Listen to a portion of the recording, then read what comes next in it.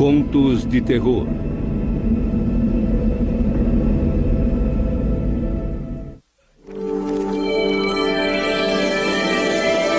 Grandes livros.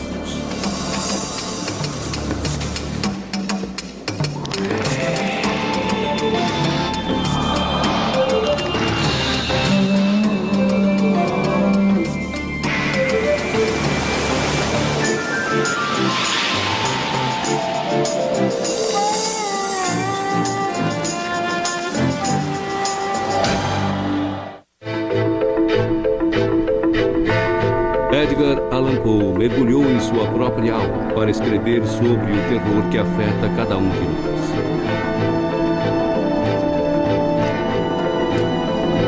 Ele criou uma Bíblia do medo. Fear is the great black cup of coffee to human existence. If you have fear, then you're aware that you are vulnerable and you can do something about it, perhaps. If you don't have fear, you're going to walk out in front of the saber-toothed tiger or in front of the Mack truck and not be around for very long. Edgar Allan Poe is the most psychological writer that ever lived. Yeah? There is nothing of his that he wrote that doesn't have a chord in you somewhere. He has a tuning fork and he hits it and your whole soul vibrates. Os contos de terror de Edgar Allan Poe surgiram a partir de uma vida repleta de tragédias. Ele usou seu sofrimento para criar algumas das maiores histórias de terror que já foram escritas.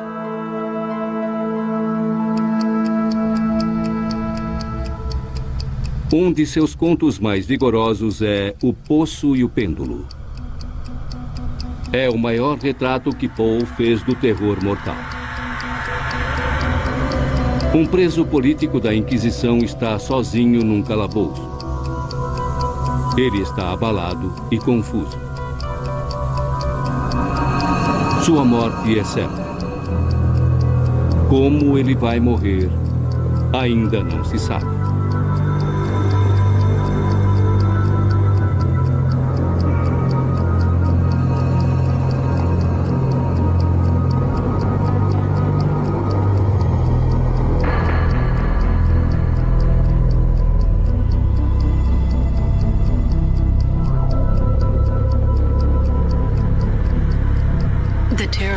The pendulum is, as he says, not that there might be something to see, but that there is nothing to see.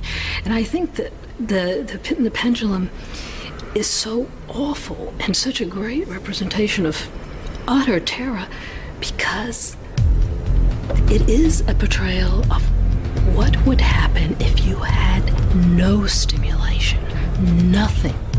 Then your mind would take over, and the mind would create monsters far more gruesome than anything that the Inquisition could possibly invent. A vítima vai tateando na escuridão e cai. Um poço insondável, repleto de horrores inimagináveis, está à sua frente. Ele mal consegue se segurar.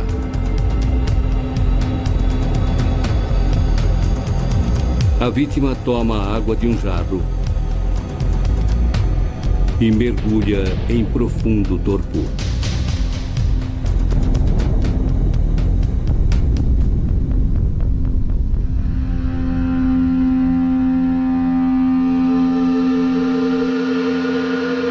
Quando desperta, ele está amarrado dos pés à cabeça.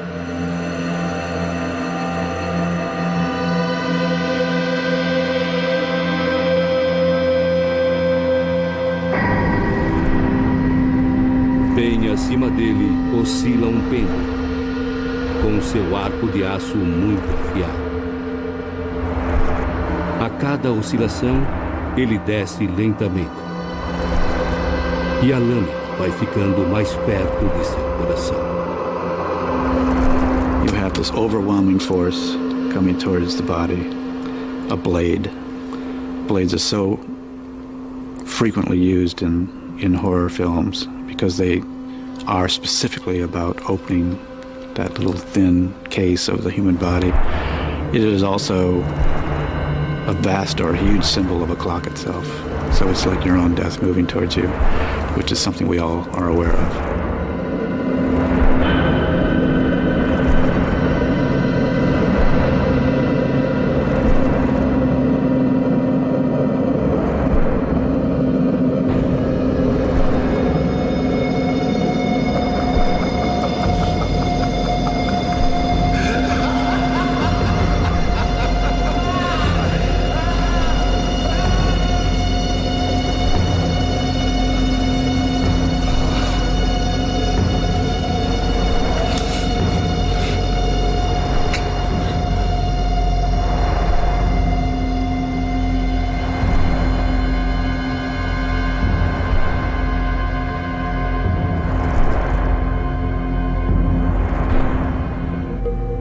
Com a lâmina a poucos centímetros de seu tórax, a vítima encontra uma esperança.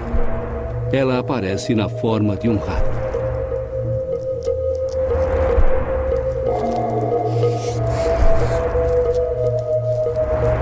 Ele esfrega pedaços de comida nas cordas que o prendem.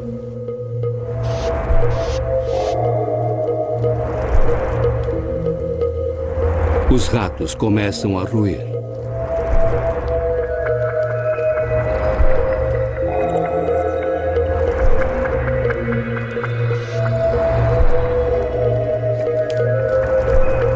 Os ratos roem as cordas.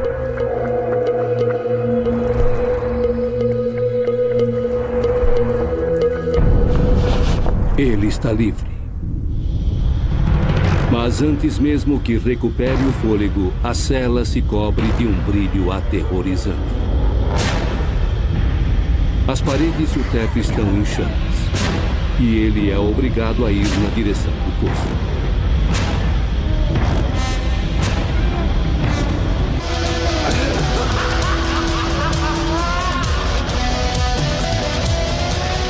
Quando já não há esperanças, o fogo nas paredes retrocede.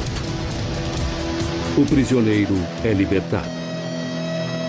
Seus algozes foram derrotados.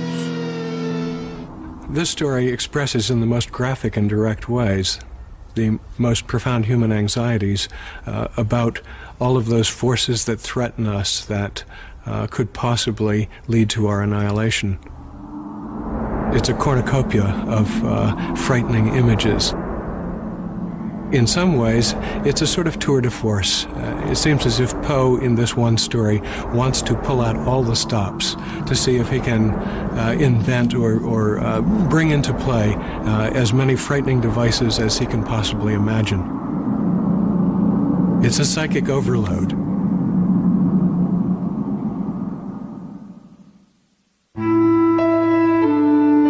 No começo do século XIX, Poe era um conceituado crítico e editor.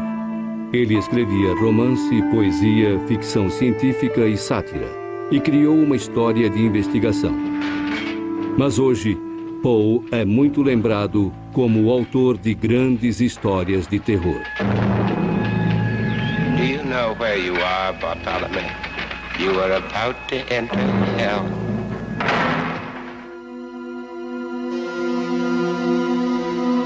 Histórias de medo e terror fazem parte da humanidade desde que começamos a escrever. Quando Adão e Eva comeram a maçã proibida no livro do Gênesis, seus olhos se abriram para o bem e para o mal. Adão disse: "Eu tive medo." O medo é a mais básica das emoções humanas. I've many times been asked, why would anybody pay money to go and be made afraid? And my answer is, they pay money because they are afraid. And they're going to have that fear put into a story and shared with a lot of other people in the same place.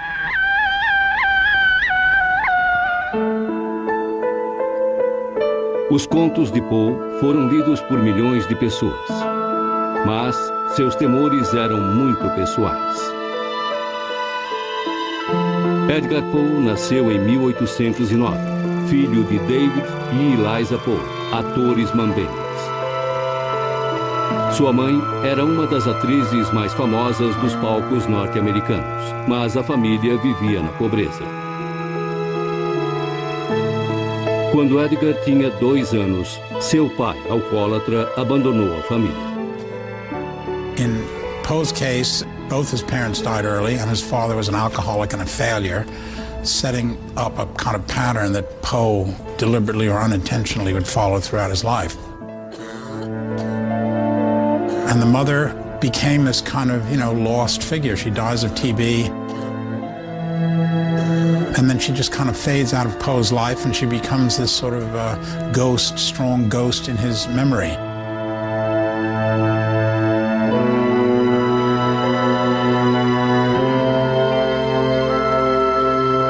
O jovem Edgar foi recebido por um rico escocês que morava em Richmond, Virgínia, John Allen.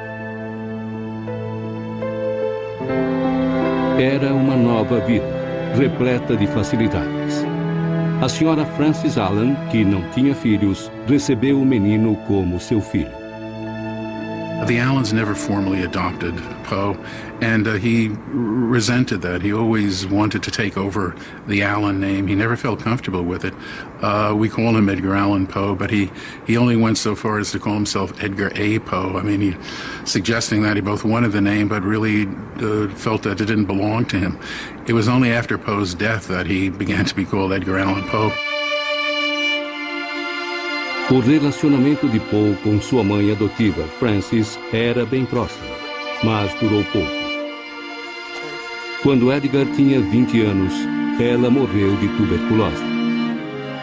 Poe began to see himself as a kind of cursed figure, someone who actually brought misfortune on especially women he loved. And all of this produces in Poe's work a kind of brooding awareness of mortality. Desde o começo, a morte assombrou Poe. Sua vida levou-o a entender as emoções humanas mais básicas, e seu texto nos obriga a enfrentá-las sem rodeios.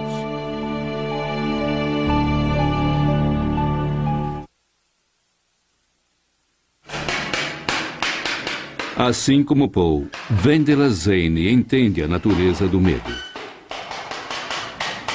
Assim como Poe, ela maneja bem o terror. I think what scares people the most is not knowing what's coming next. People are always wondering, especially people who come to me who are always in control.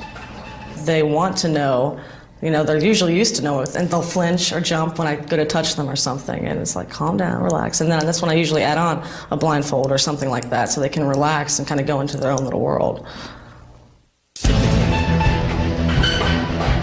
I think a lot of the best horror literature is about exploring our taboos and exploring why they are our taboos, trying to explore what they mean to us and why they disturb us so deeply. And I think Poe did that as well as any writer who's ever lived. Edgar Allan Poe tinha conhecimento profundo do que era proibido. Ele chegou a construir sua própria casa de horrores. Trata-se do solar de Usher e é repleta de segredos tenebrosos. O conto A Queda do Solar de Usher começa com o narrador chegando a uma mansão sombria. Ele foi chamado por seu amigo de infância, Roderick Usher. During the whole of a dull, dark, and soundless day in the autumn of the year, when the clouds hung oppressively low in the heavens, I found myself within view of the melancholy house of Usher.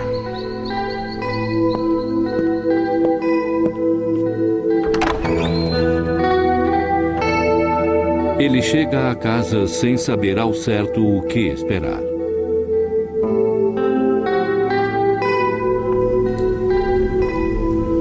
Ele encontra o amigo Roderick Usher morrendo de uma doença misteriosa. A irmã gêmea de Roderick, Madeleine, também está infectada. Her decease, he said with a bitterness which I can never forget, would leave him the last of the ancient race of the Ushers. Clearly, Poe is playing with the suggestion of incest and the fact that they represent an ancient line that has dwindled down to 2 surviving members, suggests that this is a family that has been victimized by its own incestuous patterns of relationship. The passion that Roderick feels for Madeleine goes far beyond the merely ideal. There's a secret which he's trying so hard to keep his mind off of. There's a kind of disease eating away at him.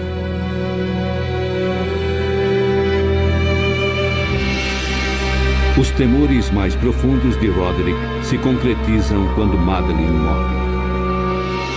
You have Roderick Usher dreading the death of his sister, and then when it does occur, or seems to occur, he doesn't know what to do about it. Should he bury her out in the cemetery? Should he keep her body within the house? Should he put her in a coffin or do something less drastic? He eventually decides, oddly enough, to keep the body within the house on the off chance that she's not really dead. But then he also decides to screw down the lid of the coffin. An ambiguous gesture, to be sure, which I think perfectly represents the conflicted state in which Roderick himself is in.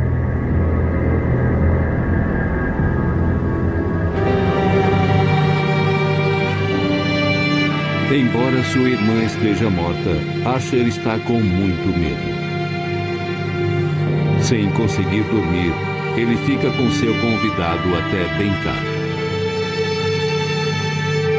Lá fora, cai uma tempestade. Um som agudo ecoa pela casa. Uma porta de ferro se abre. Usher está apavorado. Not hear it? Yes, I hear it, and have heard it.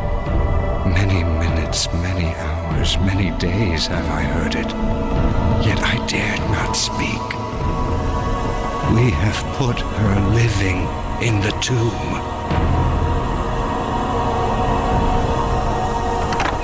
A porta se abre. É Madeleine.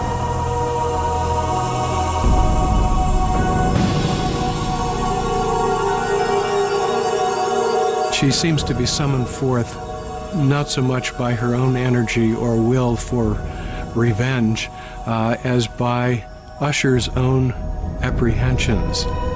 It's as if he draws her forth from his own unconscious.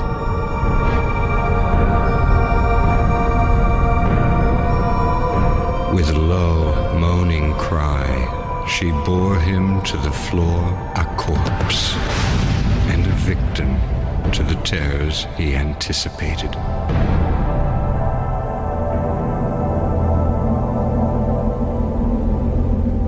The end is this terrible apocalyptic embrace where the 2 of them together fall. And for the narrator, it is also the final bursting out of the pollution that was only hidden at the beginning. A queda do solar de Usher fez Poe ser reconhecido como um escritor respeitável. Mas nada mais que isso. E um acontecimento trágico o faria sofrer ainda mais.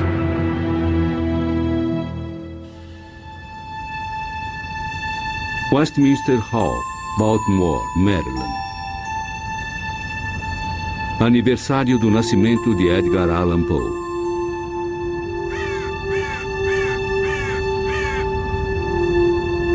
Todo ano, desde 1949, um homem solitário e misterioso aparece aqui.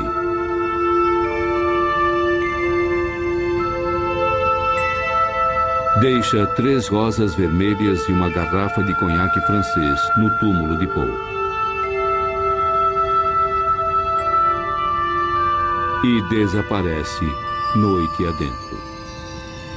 Over the years, a group of us spend the night hidden away in the Westminster graveyard, observing this individual. Roses and cognac on his grave since 1949, and Poe's been dead since 1849. So obviously this person in some way feels an affinity for Poe. Maybe he can relate to Poe's suffering, or maybe this person is related to the Poe family. We don't know, but actually I'm glad that he is doing it, because I'm touched by the tribute too. É uma homenagem comovente a um homem cuja história pessoal é tão terrível ou até mais terrível que as histórias que ele escreveu.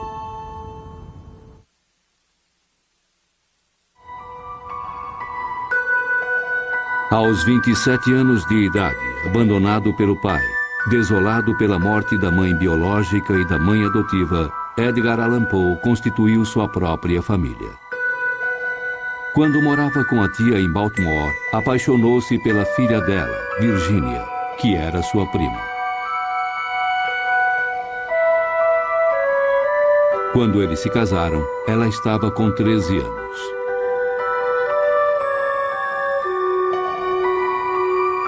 These three people really, they clung to each other, orphans in a storm. In a way, I think it was very lucky for them to have each other. He was looking certainly for a family to have, which he never had. And it was probably a very good relationship in its way for all of them. Poe trabalhava como crítico e editor para sustentar sua nova família. Mas suas críticas muito ácidas e seu comportamento inconstante causavam uma crise após a outra. Poe destroyed his own chances again and again for literary opportunities through bad luck, through poor judgment, through unfortunate timing.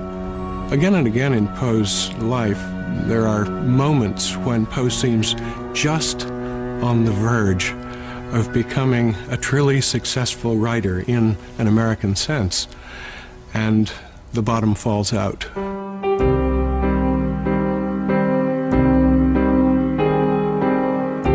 Poe usa suas últimas economias para comprar um piano para sua adorada esposa, Virginia.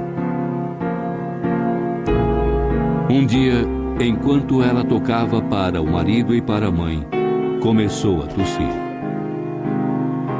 Era o primeiro sinal da doença que perseguiu Poe em toda a sua vida e afetou todas as pessoas que ele amava. Virginia estava com tuberculose. The coughing and this kind of rasping, gasping for breath. There's sort of this kind of, trying to get a breath, when Catherine Mansfield describes it very, very vividly in her journal. I sip water, I sip, I gasp, I sip, I gasp, and every deep breath is like a knife going through my throat. Really puts it to you. Nos 5 anos seguintes, Virginia foi definhando com a temida doença. O único bom momento foi um poema que Poe escreveu enquanto Virginia estava muito doente. O Coro.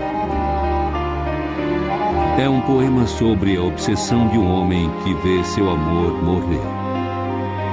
Foi um sucesso imediato. The Raven was the first really big hit. It was something like, the Beatles for a song or something. It was enormously catchy. People apparently loved the way it sounded and the way it tripped along, and started imitating it all over the place. Hoje, o nome de Poe tornou-se sinônimo de O Corvo. Mas nem esse grande sucesso de Poe conseguiu salvá-lo da pobreza. He struggled with poverty throughout his adult life. It's amazing how many of Poe's letters actually include requests for money. He did this again and again to friends. I'm needing $25. Can you possibly spare me some money? So you keep saying, Poe, don't do it again, hold back. Be good, be restrained, be reasonable, be mature, be sensible, be businesslike, be practical, be rational. And there's simply no controlling the guy. And it's a very, very sad story. Was he paranoid? Possibly. Was he melancholy? Absolutely. Did he have a streak of perverseness? No question about it. Poe would have made a wonderful client because he was already thinking of everything. I wouldn't have to do anything. He's already creating everything in his mind.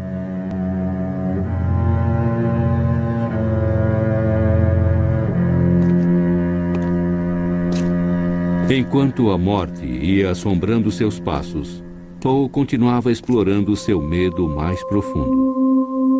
O medo de perder uma pessoa amada. Ligeia é a história do amor obsessivo de um homem por uma mulher e seu medo desesperado de que ela morra e desapareça para sempre. Ligeia é bonita, é inteligente e é bondosa. In beauty of face, no maiden ever equaled her.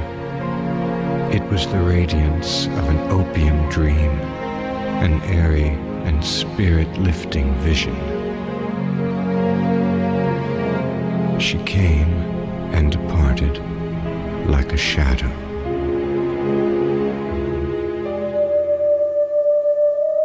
Mas a perfeição de Ligeia não duraria muito tempo. The pale fingers became of the transparent waxen hue of the grave. Ligeia morre e seu marido fica arrasado. Ele abandona o mundo dos sãos e entra no mundo de um viciado em ópio. Em meio à loucura causada pelo sofrimento, ele se casa com outra mulher. Seu nome é Rowena, e ela é tudo que Ligeia não era. I loathed her with a hatred belonging more to demon than to man. My memory flew back to Ligeia, the beloved, the entombed. Who is Rowena? Rowena is actually this blonde-haired, beautiful cipher. She's sold by her parents. So you have a white lady who's actually sold into bondage to this insane narrator by her parents. And why does he hate her so? Assim como aconteceu com Ligeia, Rowena é acometida por uma doença misteriosa. Ela é assombrada por sinais estranhos, barulhos, passos, sombras. Seu marido vê 3 gotas de cor vermelha caindo em sua taça de vinho.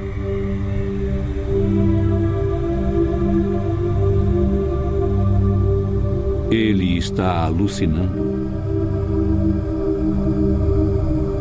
Será que ele a envenenou?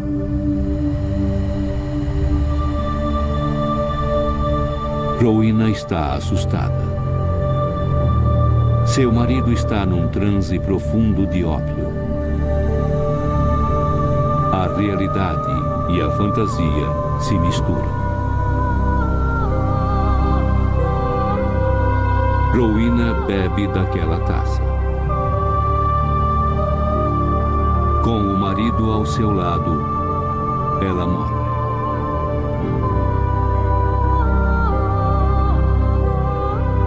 I sat alone with her shrouded body in that fantastic chamber which had received her as my bride. Wild visions, opium-engendered, flitted, shadow-like before me.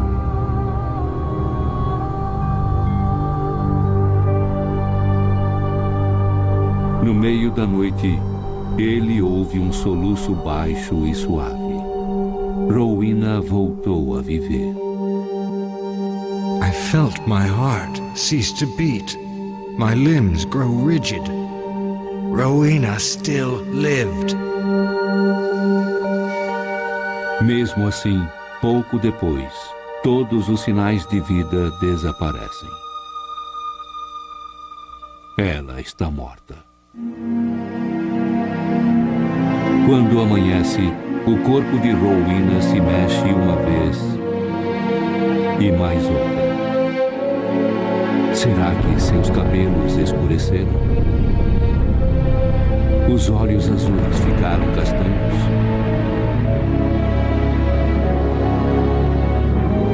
Ligeia voltou. These are the full and the black and the wild eyes of my lost love, of the Lady Ligeia.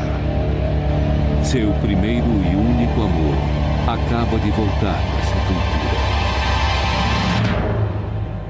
So you're living in a Poe universe where everything is the undead, the living who are both dead and more living, in fact, after death than they were probably in life. That is a terror.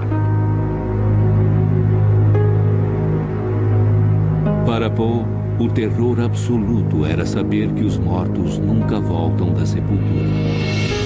Em breve ele enfrentaria esse terror pela última vez.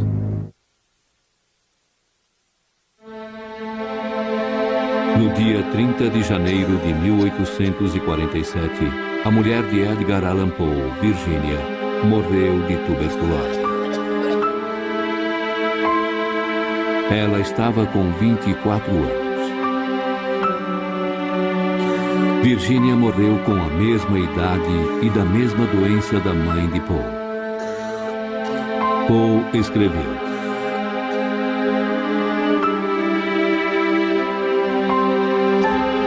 When I found one in the death of my wife.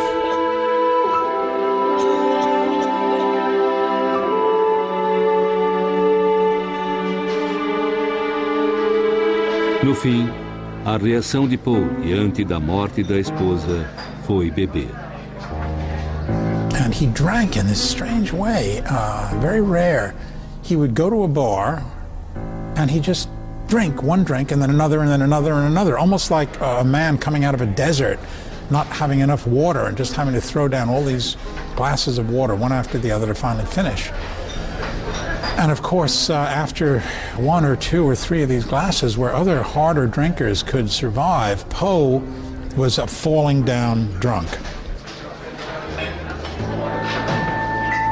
He might have abused substances, you know. He liked to push the envelope.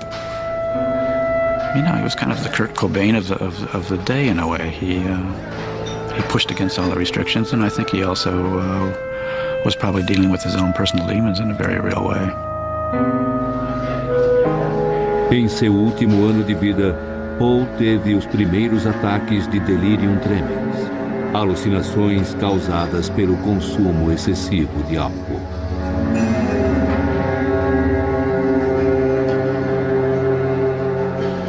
Numa das alucinações, ele viu sua sogra sendo mutilada. Poe descreveu a cena que viu. Saw off her feet at the ankles, then her legs to the knees, her thighs at the hips. They sound like the horrors in Poe's stories. And where did they come from? They came from Poe's own personal experience. And it's the compound, which I call this kind of explosive chemical mixture of the literary and the personal, which creates this incredibly powerful effect, which can really be scary. I don't mean to say that Poe destroyed himself in order to find something to write about, but looking at the same thing from another point of view, that he used the destructive experience afterwards to bring a kind of extra charge of power into the stories. Um dos contos mais famosos de Poe, O Coração Denunciador, parece refletir suas alucinações aterrorizantes. O conto começa com um jovem que cuidava de um senhor idoso. Ele é obcecado pelo olho desse senhor. True, nervous, Very, very dreadfully nervous I had been and am. But why will you say that I am mad? It is impossible to say how first the idea entered my brain, but once conceived, it haunted me day and night. Object there was none. Passion there was none. I loved the old man. He had never wronged me.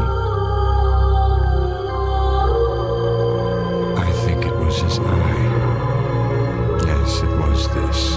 One of his eyes resembled that of a vulture. Whenever it fell upon me, my blood ran cold. And so, by degrees, very gradually, I made up my mind to take the life of the old man. I think what sets The Telltale Heart apart and makes it particularly chilling is the way that Poe stages the story from the perspective of the killer and allows us to see that there's an absolute disconnect here between the narrator's intelligence, his intellect, his ability to organize a crime, and any human sentiment that might accompany the action. There is none.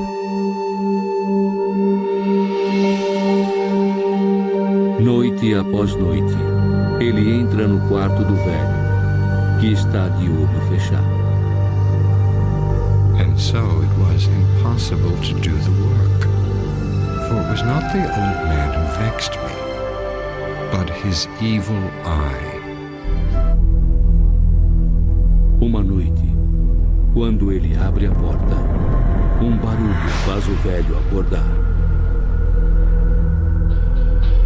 I kept quite still and said nothing. For a whole hour I did not move a muscle. Presently, I heard a slight groan, and I knew it was the groan of mortal terror. Ele ouve as batidas do coração do velho. Ele ouve o seu terror. It might be incredibly satisfying to smash that brick into somebody's head or shove that knife into somebody's heart or whatever, but I think that if you're sane, then immediately after that liberating sense of freedom and of having vented your rage, or for whatever reason you did it, you're going to have that panic of, my God, I've crossed this line, this taboo that I can never go back. I dragged him to the floor and pulled the heavy bed over him. The old man was dead. Yes, he was stone dead.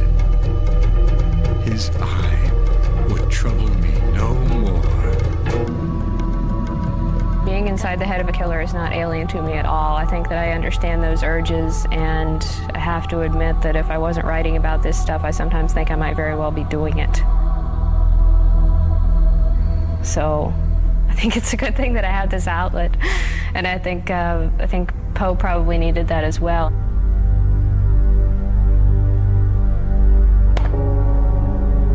O jovem vai mutilando o velho. Depois, enterra as diversas partes do corpo sob o piso do quarto. You certainly get the idea that that guy knows what he's doing. It's difficult to dismember a body. It's difficult to pierce the skin of a body. Even the skin is strong, the body is strong, the body is really well put together. You have to know where to cut, not to just make a total mess of it.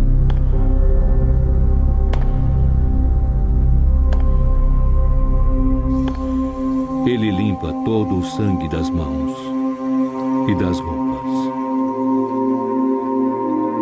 No meio da noite, alguns policiais batem à porta. O grito foi ouvido. A polícia está investigando. O jovem oferece um chá aos policiais que vão sentar sobre o piso onde ele enterrou o corpo do velho. I smiled, for what had I to fear? I bade the gentleman welcome. The shriek, I said, was my own, in a dream. The officers were satisfied. My manner had convinced them. I was singularly at ease. It's a fascinating moment at the end of The Telltale Heart when the narrator is inviting the police inside and proceeds to sit down with them and very calmly discuss the situation. He feels as if he has nothing to lose, and in fact, there's a kind of quiet triumph that he enjoys there. He believes he's committed the perfect crime, and he flaunts it by behaving in this completely casual way with the police.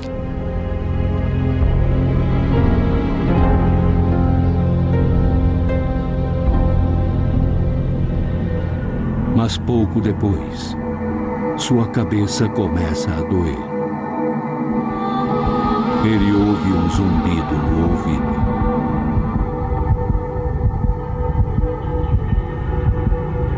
It was a low, dull, quick sound, much such a sound as a watch makes when enveloped in cotton, and yet the officers heard it not.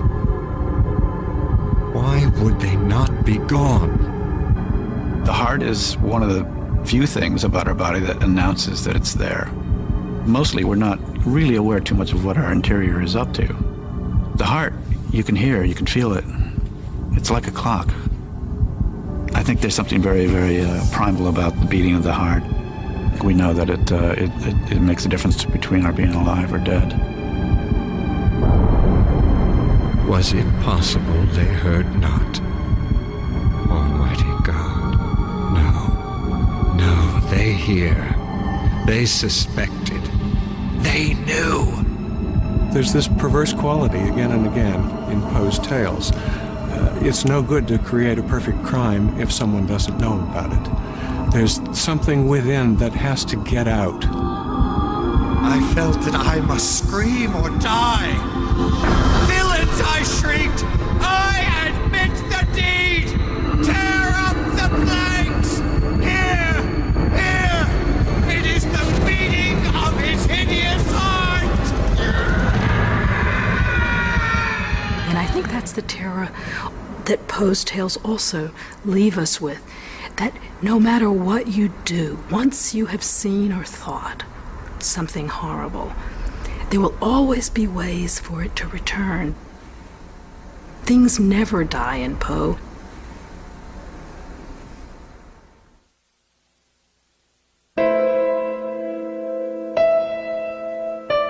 Em 1848, Edgar Allan Poe tentou se matar, consumindo uma dose quase letal de ópio. Ele passou por momentos alucinantes de embriaguez, mas sempre continuou escrevendo. He became increasingly desperate. I mean, after Virginia died, the desperation really set in. I mean, when the family that he had finally found broke up all over again, then he sort of went crazy. I think he had just about a blueprint for being unhappy and creative and crazy and miserable. Em 1849, Poe saiu de Richmond e foi para Nova York.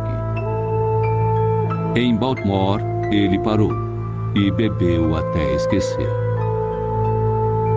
Por 6 dias, Poe desapareceu misteriosamente. Quando ele reapareceu, estava delirante e profundamente doente. Por 3 dias, Poe ficou numa cama de hospital em Baltimore, perdendo e recobrando a consciência. Por fim, totalmente fatigado, ele ficou quieto e pareceu dormir por um momento. Então olhou para cima e disse: Senhor, ajude esta pobre alma. E morreu. Ele estava com 40 anos.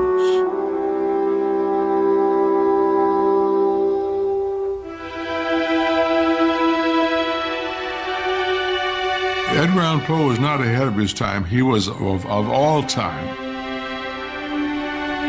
We write what we write. We are born genetically to do what we do.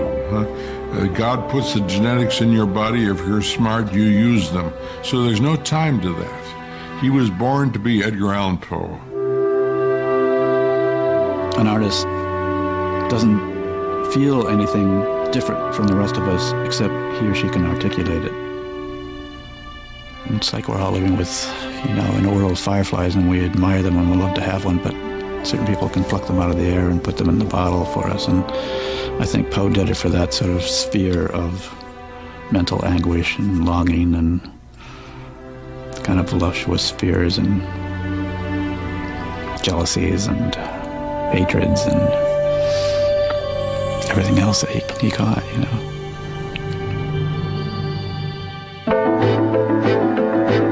Versão brasileira Clone.